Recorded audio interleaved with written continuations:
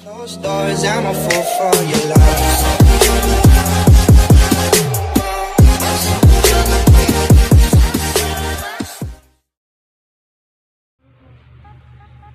So, hello guys! Welcome back to my channel. So, ayun guys, namiss ko kayo. At ngayon is mag-taste test ulit tayo. So, ayun.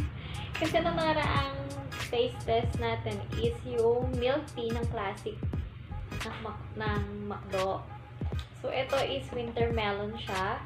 Ang flavor nito is winter melon. At pinili ko na yung mas large. Kasi sabi nila mas masarap daw to kaysa dun sa classic na taste test natin last week. So, ayun. Sorry guys, matagal ako nakapag-upload kasi sobrang busy ako at ayun. So, huwag naman habang kwento. So, ayun guys, meron ako ditong Burger McDo. So, ayan. At resibo. So, ayun. Humingi ako ng ketchup. So, ayun guys. Hindi ko alam kung ano yung lasa nito. Dahil nga iti-taste test natin siya ngayon. So, ayun guys. So, ayun. Bago tayo mag-taste test, kung hindi ka pa nakasubscribe sa aking channel, subscribe ka para ma-update ka sa mga bagong video na i-upload ko. So, ayun guys, at parang ganda ng camera nito. So, ayun guys. At, ayun na nga. Una tayong marami pang keme. So, ayun. Kanina ko pa ito binili mga hapon, mga 5 PM. So, ayun. Ang oras ngayon is, hindi ko sure kung anong oras na eh. Nilagay ko muna siya sa ref para lumamig. So, ayun, natunaw na yung pinaka-ice cream niya sa ibabaw. Kasi nga, kanina ko pa itong 5 PM binili. Tapos, ngayon is 12:30 AM na. So, ayun guys, naglaba kasi ako. Tapos, may ginawa pa akong iba. So, naglilis ako sa bahay. So, kaya ayun. Kaya hindi ko agad to na taste test. So, ayan, malamig naman siya kasi nilagay ko siya sa ref. At yun nga lang, namuo siya sa ilalim. Ayan o. Kaya dapat siyang mahalo. Pero hindi abot yung straw natin. Kasi maiksi lang siya. Dapat pala, dalawang straw. So, ayun guys, ito taste test ko na siya.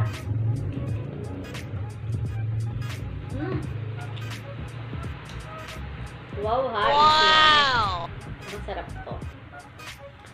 Wala tong pinagkaiba dun sa Nestea na tag 12 pesos yung kulay green. Ito yun. Hindi ako nagkakamali. So, ito yun. Sayang lang kasi na inom na namin yung nung isang araw yung yung binili kong winter melon na Nestea.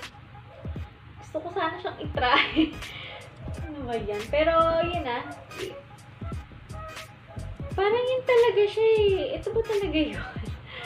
Pero kasi kay Nina, nakita ko yung kung ano yung lagayan nito nung itong powder ng winter melon. Kasi, yung in-order ko kasi large. Tapos yung binigay sa akin, yung regular. Sabi ko sa kanya, Miss, regular, large ba yan? Sabi niya, ay hindi po, ay sorry po. Tapos inulit niya. Tapos ngayon, dun sa tinatakal niya, naubos na yung laman. Kaya naghanap siya dun sa baba nung flavor na may winter melon. Tapos nakita ko yung kulay, ang kinuha nilang sa winter melon is yung plastic niya is yung ganito siya kalaki. Ganito. Tapos kulay silver yung lagay niyan. Tapos sabi ko, parang nakikita ko sa online. Yung kasi parang may ganun. Pero hindi ko nakita yung pinakatatak niya kung yun ba talaga. Basta nakita ko lang siya, plain lang siya na silver. So, yun yung nakita ko na nila. Pero kalasa talaga siya ng Nestea. As in. Ayun o. Kaya lang, wala lang siyang sak. Ang tapioca pearl. Mas masarap sana kung may ganun. So, ayan guys, itong Burger McDo is ini-taste test ko rin siya. Kasi ano, yun nga, diba hindi naman ako fan ni McDo. Ni McDonald's. Ako fan kami ni Jollibee. So, ayan guys, ito lang naman yung laman niya. Yung natural na tinapay, tapos ito yung tawag dito, yung patty, yung burger, tapos parang may mayo ba yun na cheese na ayan na siya. So, ayan. Tapos lalagyan na lang ng ketchup. So, ito is 35 pesos. Tapos, ito is 65 pesos. Diba? Try nga natin kung magkalasa sila na Jollibee. Kasi nakaraan tikman kong cheeseburger. Hindi ko siya masyadong na-typean. Kasi lasang gamot. So, ayun. Tikman na natin ito. At para ma-taste test na natin si McDonald's. Ayan.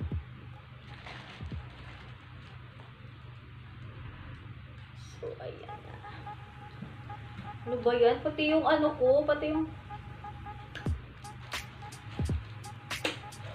pati yung burger ko, ang lamig na sobra. Oo, kasi nilagay ko siya sa baba ng rep. Ano ba yan? Pero okay lang.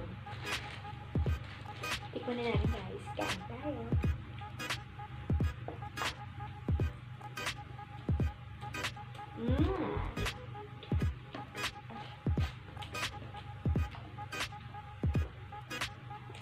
Fairness. Okay si McDo sa burger. Yung burger McDo nila is okay sa akin. Siguro, sa cheeseburger, hindi ko nagustuhan yung pickles din. Ang nakalagay doon. Kaya parang lasang gamot. So, ito wala kasi siya kahit anong nakalagay. So, talaga yung patty lang siya, saka yung tinapay. Kaya, lagay natin yung pero ang konti lang ng sauce nila. So, ayun.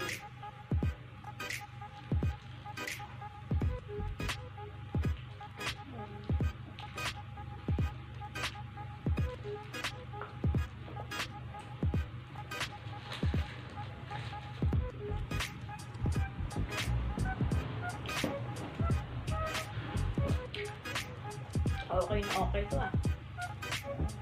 Parang yung kapartner ng classic, tsaka nung cheeseburger nila, sila yung magkatugma. Tapos dito sa lasa naman ng winter melon at saka nitong itong burger McDo, parang magkatugma na sila kasi masarap.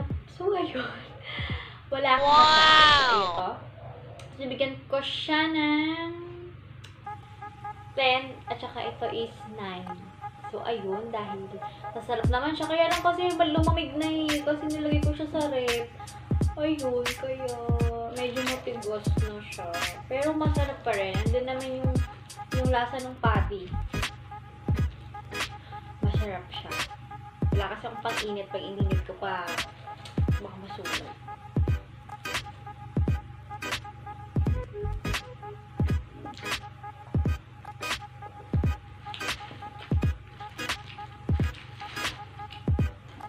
So, ayun guys, sa mga gustong itry ito, kung si winter melon or si classic, para sa akin kasi, mas the best to. Gusto ko yung lasa nito. Isa dun sa classic, hindi ko siya masyadong type. Parang iba yung panlasa ko dun.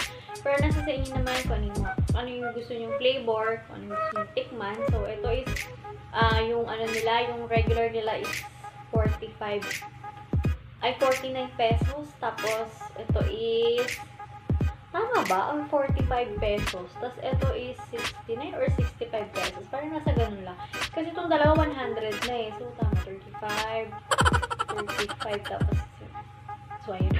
Tapos, ayun na yun. So, ayun guys. Sarap niya, promise.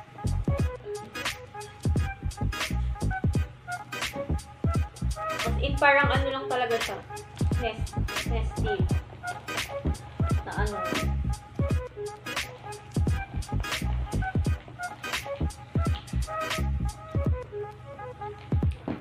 Sayang tapos pinagkumpara ko pala kung nakabili lang ako nung kung naubos ko na kasi. Kasi nung nakaraan, naghahanap ako ng milk tea na DIY sana. Kaya lang, tinikman ko muna bago ko gawin.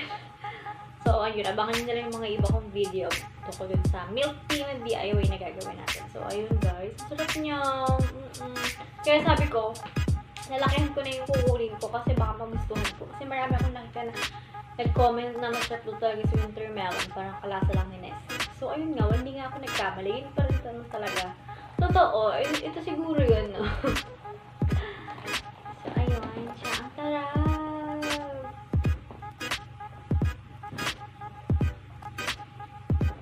Nawala yung pagod ko sa paglalaba.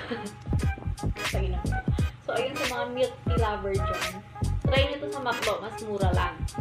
Kung gusto nyo makatipid. Kasi diba, ang milk tea, kung makakabili kayo sa mga mall is 100 plus. Sa gano'n.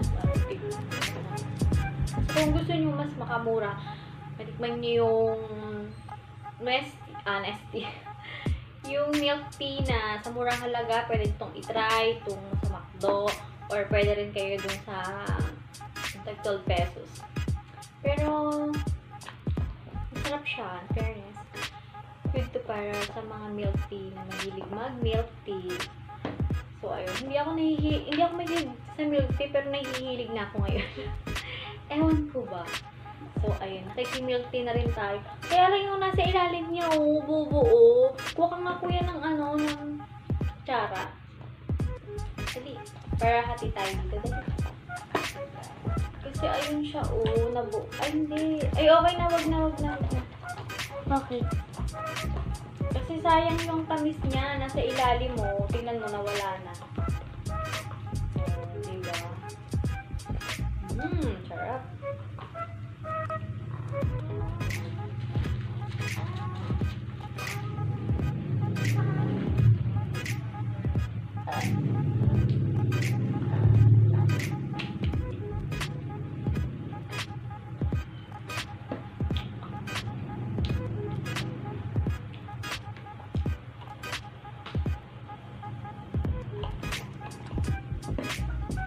So, ayun guys, para sa akin, masarap tong Burger McDo at saka itong milk tea, winter melon milk tea nila ng McDo. So, ayun guys, para sa mga gustong itry, bili lang kayo sa McDo. Sa McDonald's, punta lang kayo para mag-avail na to. So, ayun guys, sa mga hindi pa nakasubscribe ulit sa aking YouTube channel. So, ayun guys, subscribe kayo para ma-update kayo sa mga bagong video na gagawin ko. So, ayun, bye-bye! Closed doors, I'm a fool for your love.